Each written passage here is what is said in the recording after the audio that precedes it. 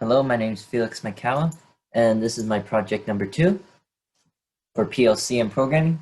So I have the simulator open right now. So I'm going to go into my first feature that I've included in my project. So the first feature is counting how many pellets have been pressed. You can see here that it counts how many have been pressed. We're going to keep continuing. And we'll later notice that at a certain point, the number of pellets being pressed would be too much. So what I mean by that, so I'm going to show you right now.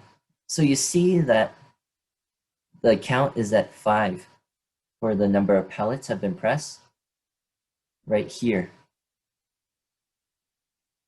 We'll know that this is over the limit because the red light will indicate that for us. And so if we press the blue button, we'll see that the data has been transferred into int4, which is the previous total data. The next is actually the timing of how long it takes the pellet to be pressed and then released. However, I made this in milliseconds, and the second one is actually in seconds. So here is the current in milliseconds, and here's the current in seconds, and here's the total time it takes in milliseconds, and here's the total time it takes in seconds, I mean. In seconds, yeah. So if we just show a glitch right here, we'll notice that the press pressure is pressed down. And we'll see that the time is going over its limit.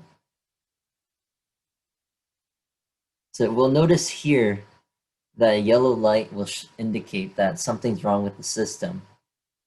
So all we gotta do is just add a pellet for it to be pressed, and then the data will be transferred into the total amount. And we'll know that this is out of limit because it indicated for us before. So this would be wrong. And then we'll have to continue on with the next data.